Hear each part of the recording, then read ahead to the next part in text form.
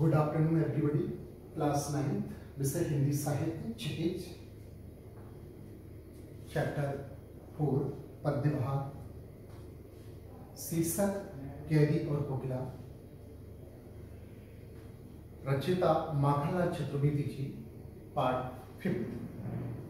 देखिए, तुझे मिली हरियाली डाली, तुझे हरियाली डाली मिली। यहाँ प्रस्तुत पंक्तियों में माखनलाल चतुर्वेदी जी जो सुख सुविधाएं हैं, अपनी सुख सुविधाएं जो जेल में मिली हुई हैं और कोयल की जो सुख सुविधाएं हैं, दोनों का आपस में मेल दिखा रहे हैं कि तुझे कितनी अच्छी सुख सुविधाएं मिली हैं और मुझे कितनी सुख सुविधाएं हैं। तेरी सुख सुविधाएं बहुत अच्छी हैं, मेरी जो सुख सुविधाएं हैं बहुत ही निम्न वर्ग की हैं, अर्थात बहुत ही खराब हैं। देखिए, दोनों की सुख सुविधाओं के बारे में यहाँ बताया जा रहा है।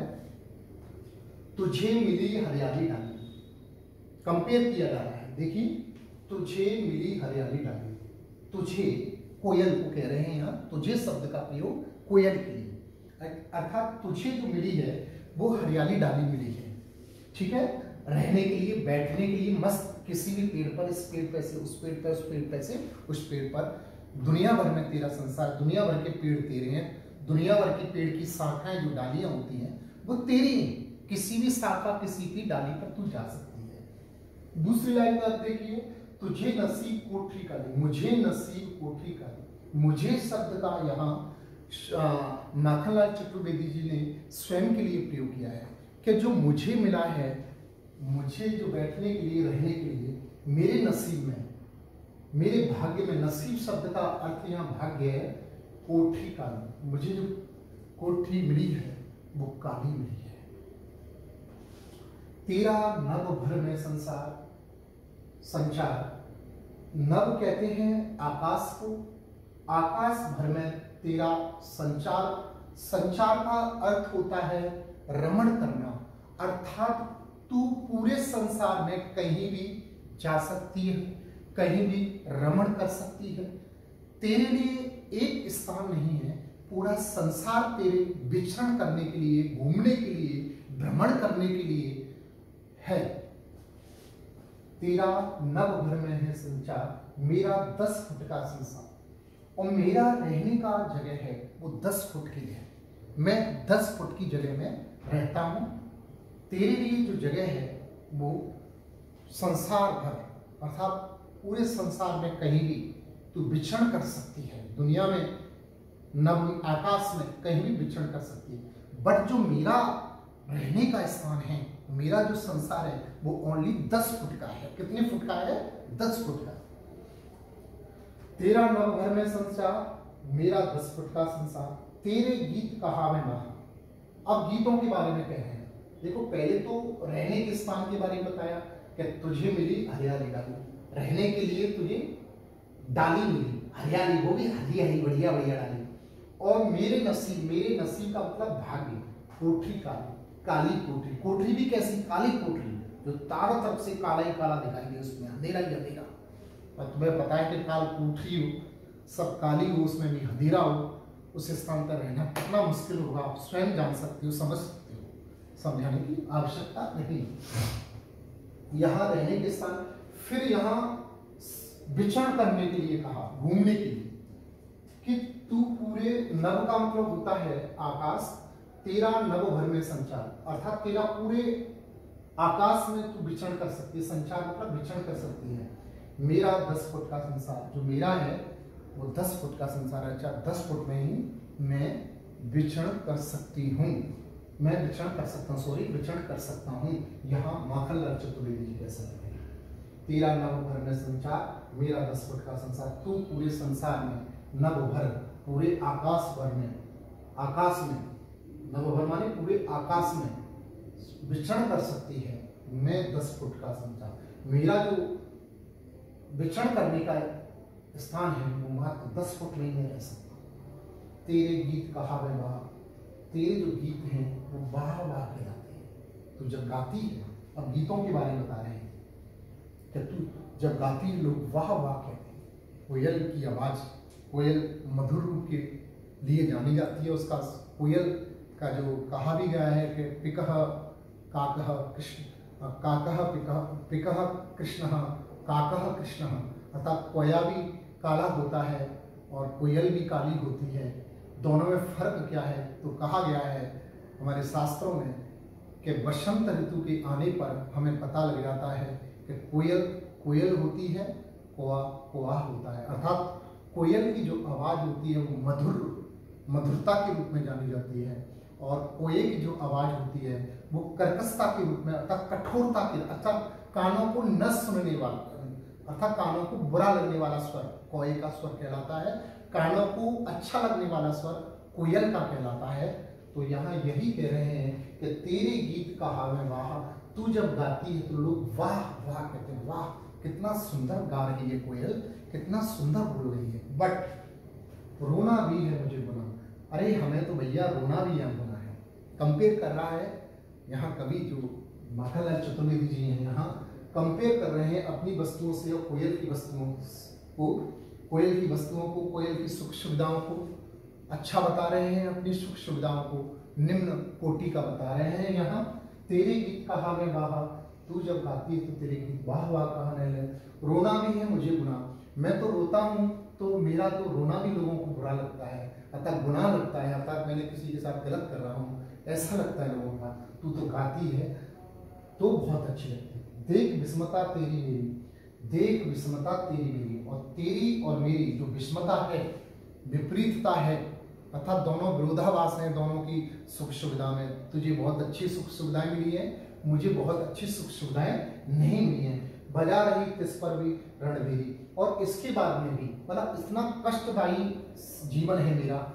यहाँ माखनलाल चतुर्वेदी जी कह रहे हैं कि इतना कष्टमय जीवन है और उस कष्टमय जीवन में भी तू मुझे परेशान कर रही है, अर्थात सताने का काम कर रही है। उस पर भी तू युद्ध के लिए, रणभेरी का मतलब होता है युद्ध से पहले एक विशिष्ट प्रकार का यंत्र बजाया जाता है। जब दो युद्ध क्षेत्र में दो पक्ष और विपक्ष लड़ने के लिए तैयार होते हैं, तो जब जैसे लड़ाई होने से पहले एक रणभेरी, अर्थात रण कहते हैं युद्ध के लिए, भेरी माने आवाज, एक विशेष प्रकार की आवाज की जाती है, उससे युद्ध स्टार्ट हो जाता है। उस पर भी तू रणभेरी युद्ध के लिए हमें प्रेरित कर रही है, ऐसा यहाँ कह रहे हैं। इतनी लाइनों का ये अर्थ हो गया। थोड़ी सी और इसमें पंक्तियां बची हुई हैं, तब तक के लिए इसका स्क्रीनशॉट ले लीजिए आप।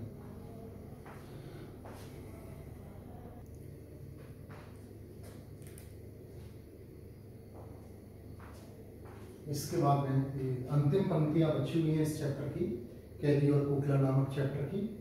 माखनलाल चतुर्वेदी जी के द्वारा रचित ये चैप्टर है।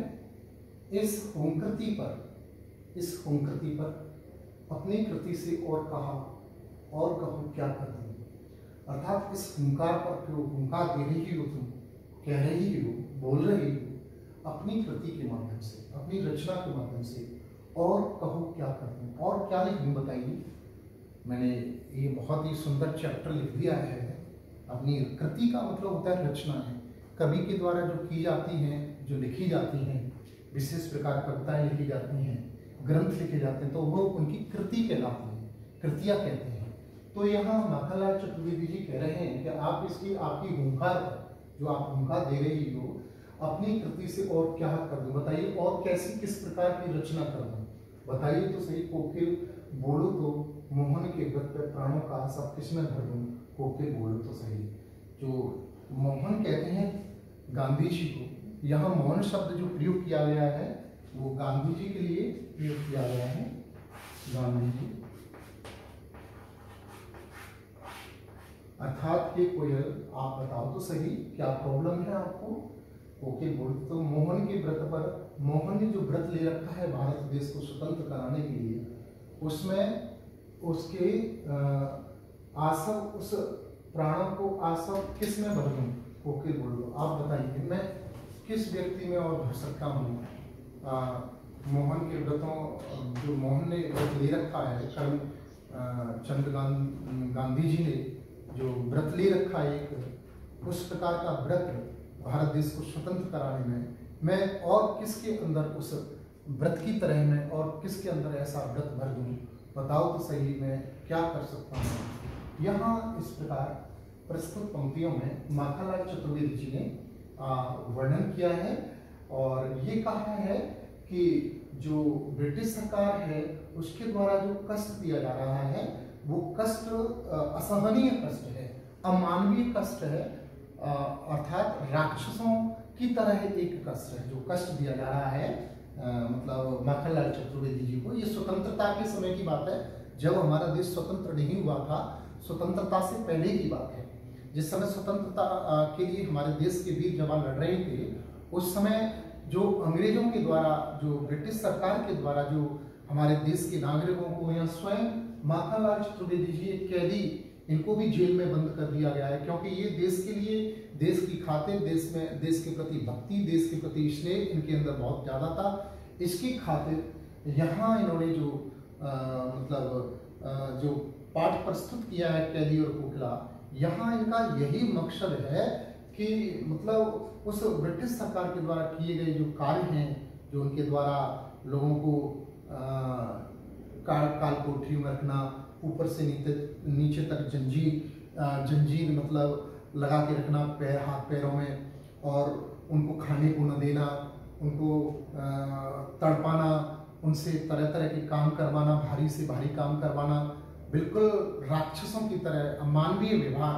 मतलब कहने का तात्पर्य आज तक हमारे देश में ऐसा कभी व्यवहार किया नहीं गया हो, और अब इस समय भी व्यवहार नहीं किया जा रहा है। इतने लोग गलत काम कर रहे हैं, फिर भी उनके द्वारा व्यवहार नहीं किया जाता है गलत। हमारे देश में ऐसे कई नागरिक हैं जो गंदे से गंदे वर्क करते हैं, गंदे से गंदे कार्य करते हैं, और गंदे से गंदे कार्य करने के बाद में उन्हें जेलों में रखा जाता है। जेलों में भी इस प्रकार की यातनाएं नहीं दी जाती हैं, उनको अच्छे से खाना पीना तो दिया ही जाता है, भले कितना किसी भी प्रकार का उसने कर्म किया हो, किसी भी कर्म को करने के बाद में वो जेल में लगे हों। उस प्रकार की यातनाएं, जिस प्रकार की यात्राएं अंग्रेजों के समय में दी जाती थी हमारे हिंदुस्तानियों को, उस समय की यात्राओं के बारे में वर्णन किया गया है यहाँ माखनलाल चतुर्वेदी जी। ये इनके अंदर जो भक्ति भाव, देश के प्रति प्रेम वाली भाव उत्पन्न, ये जब गणेश शंकर विद्यार्थी थे जो उनको जब जेल में बंद किया गया था, तो उनके ऊपर भी इन्होंने कई ग्रंथ ऐसे लिखे हैं, और इन्होंने स्वयं ये भी एक भक्तभाव वाले देश प्रेमी कवि कहलाते हैं, और इन्होंने भी देश के प्रति बहुत सुंदर वर्णन किया है। और इन्होंने जितनी भी इनकी कविताएं हैं, इन्होंने जितने भी पद्य लिखे हैं, वो देश के हित के लिए लिखे हैं। देश के प्रति प्रेम की भावना उनमें जागृत होती है, राष्ट्र के प्रति भावना जागृत होती है। इन्होंने ये कहा है कि जो भरा नहीं है भावों से बहती, जिसमें रसधार नहीं, वह हृदय नहीं है पत्थर है, जिसमें देश के प्रति प्रेम नहीं। ये किसी कवि के द्वारा इन्होंने भी इसको स्वीकार किया है, इस वाक्य को। तो कहने का तात्पर्य, इन्होंने अपने काव्य में सभी प्रकार के अलंकारों का प्रयोग किया है, चाहे वो रूपक अलंकार की बात हो, चाहे प्रकाश अलंकार की बात हो, चाहे यमक अलंकार की बात हो, चाहे पुनरुक्ति प्रकाश अलंकार की बात हो। इन्होंने सभी प्रकार के अलंकारों का प्रयोग किया है और अपनी पद्यमयी रचना प्रस्तुत की है। शब्दों की बात करें तो तत्सम तद्भव दोनों प्रकार के शब्दों का प्रयोग किया है इन्होंने। भाषा शैली की बात करें, संपूर्ण चैप्टर आपने देखा है कैदी और कोकिला, उसमें एक आध दो शब्दों को छोड़कर आप सभी शब्दों के अर्थ समझ सकते हो। अर्थात इन्होंने भाषा शैली का जो प्रयोग किया है वो सरल और स्वाभाविक सहज भाषा शैली का प्रयोग किया है। कहीं कहीं आपने देखा होगा इसमें उर्दू शब्दों का भी प्रयोग देखने को मिलता है, हिंदी के शब्दों का जो प्रयोग किया है, हिंदी के साथ में उर्दू शब्दों का भी इन्होंने प्रयोग किया है। तो कहने का तात्पर्य है, अन्य कवियों के जैसे पद्य भाग में और जो साहित्यिक विशेषता देखने को प्राप्त होती है, वह भी कैदी और कोकिला नामक चैप्टर के माध्यम से आप पता लगा सकते हैं कि माखनलाल चतुर्वेदी जी ने भी अन्य कवियों की तरह सूरदास, कबीरदास, रहीमदास, तुलसीदास की तरह जो उन्होंने जिस प्रकार वर्णन किया है, जिस प्रकार की भाषा शैली, जिस प्रकार की साहित्यिक विशेषता का प्रयोग किया है, इन्होंने भी अपने काव्य में भाषा शैली का प्रयोग किया है। इस प्रकार ये चैप्टर आपका समाप्त हो जाता है। यहाँ तक कोई भी आपको किसी भी प्रकार की आपको प्रॉब्लम हो, किसी भी प्रकार की समस्या हो, तो सहज भाव से आप कभी भी किसी भी वक्त आप मेरे व्हाट्सएप नंबर पर मैसेज छोड़ सकते हैं और पूछ सकते हैं। लाइव क्लास वाले दिन भी पूछ सकते हैं। तब तक के लिए आपके लिए have a nice day, all the best, may God bless you.